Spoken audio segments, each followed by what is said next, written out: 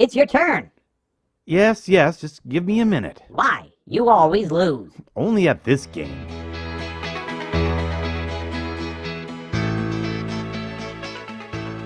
You spin the wheel of mayhem to go up the ladder of chance. You go past the mud hut, through the rainbow ring to get to the golden monkey.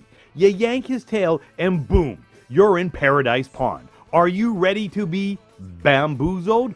What is the capital of Colombia? Bogota? What is the meaning of hippopotamonstrous esquipiate adialiophobia? Or something like that. Commercial break. I'll get back to you. Joey and Chandler made escapism an art form. What these two friends could accomplish with what was available around them to escape from the everyday was and is the stuff of TV legends. From being in a canoe to inventing games out of thin air, this dynamic duo knew how to escape. Bonus points if you knew that Bamboozled was actually the game show that Joey auditioned out for, and Cups would be the better example of a game Chandler made up to help Joey escape. Also, there's 50 states, Phoebe. 50! Friends showed us that when you spend years with people, you can have quite a few laughs along the way if you're not always talking about crops or the weather or work or what the neighbor's third cousin's husband's brother's niece kid did. Sometimes we want to escape with those that are around us, to have a shared experience. Games such as trivia have been a meeting place for generations. They allow us as humans to connect and to compete. Games allow us to leave the real world behind for a while, where only the game itself and perhaps a snack or two occupies our thoughts. Trivia games are one of the oldest human escapes, and one of the ones where I challenge you to find anyone, infants exempt, who hasn't played trivia at least once. Welcome to the Chronicles of Geek. I'm Damon Roth, your geek from the north. Alright, I'm going to give you a list of 3 games. And I'm going to bet you a load of Carillion whiskey that you have heard of every single one of them. And I can, with almost 99.9999% certainty, say that you have played at least 2 of them at least once. Are you ready? Trivia Pursuit, Jeopardy, Cards Against Humanity. Now, when I was mentioning the trivia games, did your mind wander off to some memories of a particular escape? Was it the time you beat your big brother so bad he never wanted to play again? Or the time you found out what your sister or fiance really thinks or doesn't? Some answers just should never be given. Let's admit it. And everyone now knows that one person who's quiet, nice, caring, until the trivia game is about their passion. There are very few escapes that we as humans have created that stand the test of time. Last episode, we looked at one of the longest escapisms of humans, being art. However, art is something that not all of us can do. Some of us even have great anxiety when we're called upon to do anything creative. Great anxiety. Art, or at least the creation of art, is generally an activity that even when in a group, one escapes into alone. This unfortunately can be one of the dangers of escapism. We as humans, whether we want to accept it or not, are social creatures. We need to have contact to survive. The past year has proven that fact all too well. But it has also shown us that as humans, we will go through great lengths to escape with other humans. The sharing of trivia questions has been documented to go back to, well, all the way back. It was one of the earliest ways for us to learn and to show dominance. Have you ever sat around a fire or living room on a quiet random evening just sharing bits of random knowledge? We all have. Groups of individuals have found ways to connect, to even play games over great distances. Every couple of weeks, for my wife and I, with our nerd herd, gather around our respective pieces of technology and determine, without a doubt, that you can play Trivia Pursuit, Cranium, 80 Super Quiz, all at the same time. You just need a whiteboard, the super wide dry erase marker. Trust me on this one. The historical record shows that in past times of troubles, we as a species have turned to games to pass the time, to give us hope, to give us a win, to give us a sense of purpose, and to simply escape. In this day and age of Uber technology connections that may be a bit overloading, we as humans, as a generation, need more than ever the connection that comes from the escape of games. House rules will always be the way, and sometimes the correct answer is the funniest one.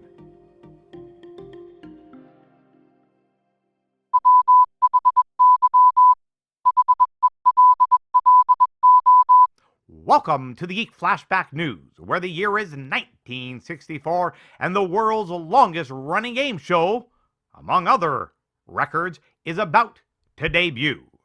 Jeopardy is about to go on to the air for the first time. Jumping back just a few years earlier, however, and it appeared that the dream of the TV quiz show was dead. During the 1950s, numerous consumers of media were riveted by a series of scandals related to TV quiz shows which themselves were extremely popular at the time. However, they were also rigged. Game shows had been born right around the dawn of television after proving their popularity on radio. Way back in 1938, Information Please, a radio show that rewarded listeners from submitting questions that stumped an expert panel. By the 1950s, producers and networks looking for a larger share of the TV advertising pie began to rig the shows to ensure rating bonanzas.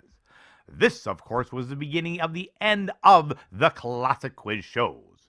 The Manhattan District Attorney convened a grand jury that heard testimony from over 150 witnesses, which led to a congressional hearing.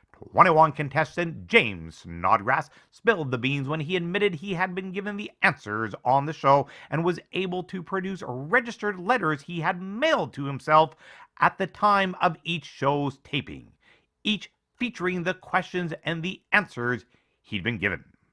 In 1960, Congress put the final nails in the show's coffin by amending the Communications Act of 1934. Fixing quiz shows was now illegal. The game show was dead.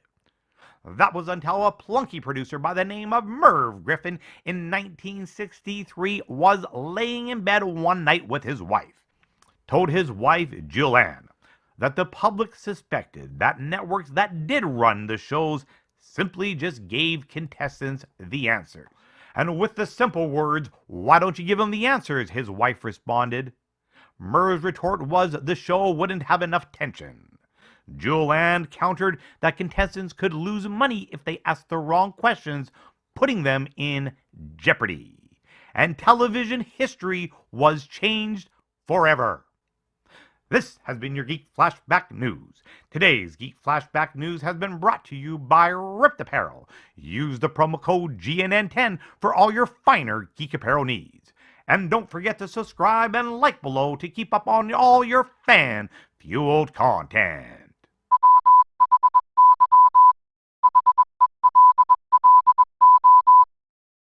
Pullman, you have an email. It says something about a gripe of the week. Hey, that's cool. Wait, you have my passwords? Of course, silly human. I knew you would want me to have them, so I just watched you type them in. Remember, my eye lenses are removable. Right, yes. This gripe of the week was received via messenger from one of you, our fans of Geek News Now. Jeff from Alberta has a gripe with the laziness of animators, and I agree. In this world of modern technology, computer animation, and all things awesome, why do modern animators still cheat by recycling backgrounds? Sure, back in the 40s and even the 70s, when shows like Looney Tunes graced theaters and Flintstones changed the course of TV history, reusing background animation became pretty much a running joke. It was done for two reasons: time and cost. But it was also done at a time when everything was done by hand, no computers. In today's modern world, the same two reasons still are used to justify to repeat animations: cost and time. But with the advent of technology, I need to ask, how much does it cost to change at least the color of a building that is being used for the fourth time? For decades, studios and executives have made the choice of money over quality. Sometimes it works.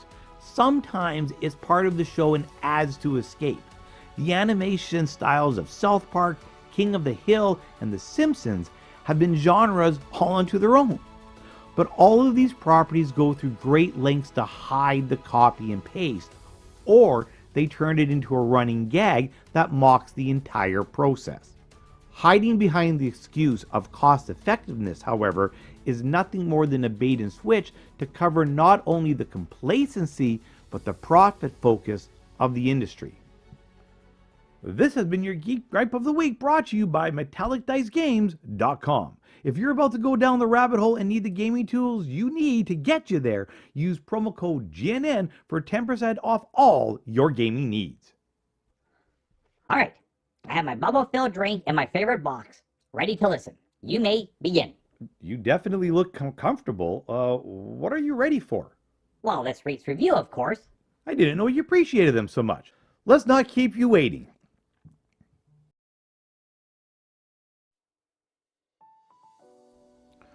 A posting by a certain Tom Riley caught Trench's eye one evening, late in the spring of 1944.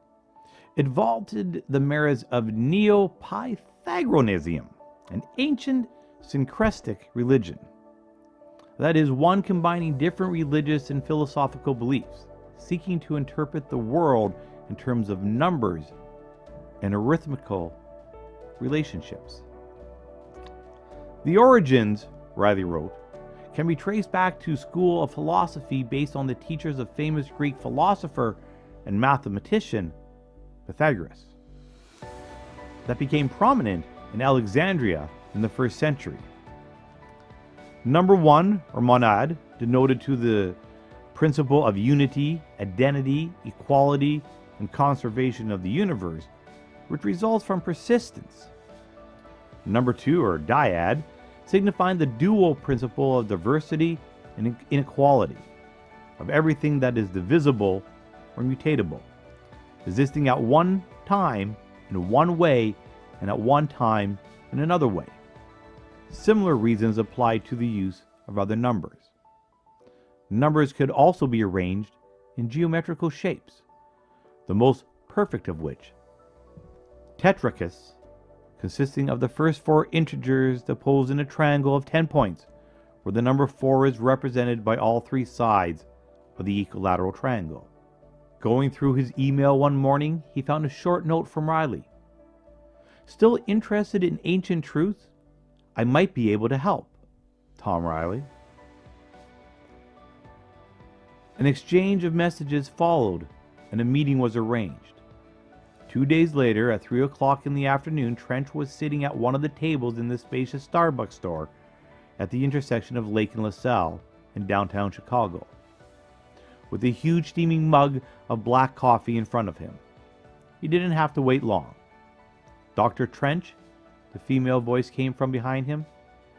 He turned around to face her. The woman smiled, amused at the surprised look in his eyes as she introduced herself. I'm Gloria Sweeney, also known as Tom Riley. They shook hands. She was a diminutive older lady, well past her 60s, wearing a dark suit and holding on to a disproportionately large purse. She sat down and began to talk before Trench could ask for an explanation. I am here on behalf of a group of people having, how shall I put it, some common interests. We call ourselves the Beacon. Strange, Trench thought. That was the name of his father's bookstore before he sold it when he retired. We believe, Miss Sweeney went on, that you might be interested in participating in a project of ours. Pythagoras' Revenge, a mathematical mystery by Arturo Sangales, is without a doubt at the pinnacle of geekdom. Yes, it is a mystery wrapped around a square plus b square equals c square. Now, one does not need to understand math to enjoy the book, but to really get all out of this gem, math helps you solve all the little mysteries that exist in the book for real. The book is well written, and although done by an academic, it is not peppered with a plethora of grandiose words to perform a cornucopia of sentences. However, if you like mysteries and math and are not scared of full sentences, then give this book a try.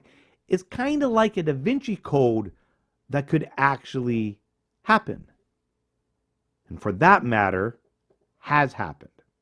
There are countless urban legends of real-day mysteries embedded all around us in the real world. USB drives have literally been embedded into walls, and these drives hold geographic coordinates if you can decipher the clue. The granddaddy of them all is the cicada test. A series of clues left around the internet if you can solve the riddles. Whether it's an Illuminati plot or a CIA, KGB, MI6 entrance exam, maybe MIB, it is reported that nobody has solved all the riddles. Or if they have, nobody is talking. As an aside, during my research, I discovered that a number of middle year teachers, grades 6 to 9, use this book in class lessons to help students engage in science and math. I'm not sure if it's an easy read for grade 6, but if they read along in the class, it probably would work. Definitely, why not challenge the brains? Now, for grade 8s, grade 9s, and even grade 7s, all you need to be able to do is read and be able to understand the concepts that they're talking about being math. But this was part of its appeal. It engaged the teachers to engage their students to use the real world and the internet to find answers to a book to excite them about math. Put that in a dissertation. As a second aside, I want you to know that I chose not to share the schoolwork of grade 8 students on the show for many reasons. But one of the things that this assignment showed was that the student using the Pythagoras theorem to solve a CSI type question of which shooter did it, complete with some artwork that, although cartoon, was right from the creator's memory of an actual event. And we wonder why humans escape. Now back to Pythagoras' Revenge, a piece of fiction that found its way to me in the way of a Christmas present. The first Christmas after I sustained a life-changing concussion. However, reading the book was one of the first challenges for my brain, as reading had become something that which once was easy was no longer the escape it once was. But it's still one that I escape into. Like all humans that survive, I adapted. And reading the book and the starts and stops that I have to now do reading gave me the opportunity to stop at each little mystery and figure it out, even if that meant just going to the internet to see how it was done. Well then, there's humans on the screen. I'm not presentable. This week's on the Chronicle of Geeks, we have a panel of geeks. As mentioned, we as humans need to connect. We strive for it. We will go through great lengths to make it happen. My wife and I have the great fortune of belonging to a little herd that we call our nerd herd. This is a group of like-minded folks that we have somehow been able to associate ourselves with and to take us for who we are. Although each of us is a geek in our own way, we have different careers, likes, and escapes. But what we have in common is the love of getting together and playing games. However, with COVID-19, we have found that even our little group of 6 couldn't meet. So what are you going to do? We found Zoom. I think I just heard a vote for Star Wars. Come on. Star Wars it is. Whoop, whoop. All right, here we go. You may not know this. What device did Captain Nita think the Falcon was too small a ship to have installed? Is this on one of the episodes? Describe like how being able to interact with people is good in a time like this. Because we can't see anybody outside of the people that we work with ever. Yeah. Yes, this is better than nothing. I get to remember what We- you guys look like. Yeah, we don't know what you look like, Mostly Dean. we get to remember what our friends look like. Yeah, but you get to see Yeah, them. You can't see them. Nope. What is Well, I don't know. Hyperdrive? Hyperdrive? cloaking device? Question mark. Warp drive. Dino gets it right. Cloaking device. You're the only people I practically see with outside of work. Yep. So it's actually really nice to kind of just, to play a game middle of the week or at the end of the week, whenever we do it. It's just, it breaks it up. It makes it more, just more interesting right now. Otherwise, I'm not doing anything exciting. This is the highlight of my week. Legend. What is inside the Chamber of Secrets? Let's say it, it helps. It helps the stir craziness and the monotony, right? To remember that there's other people out there, not just the same 6 people you see all day, And Dean. right? Okay. I have no idea. Nagini. I said secrets. There are secrets inside the secrets. Okay. No, it's a monster. But What? it just says a monster. I don't know if these are. I think Kat kind of got it right. This is the right Yeah. answer. Yeah. you could- Okay, this is a good and easy one. So, Lord of the Rings.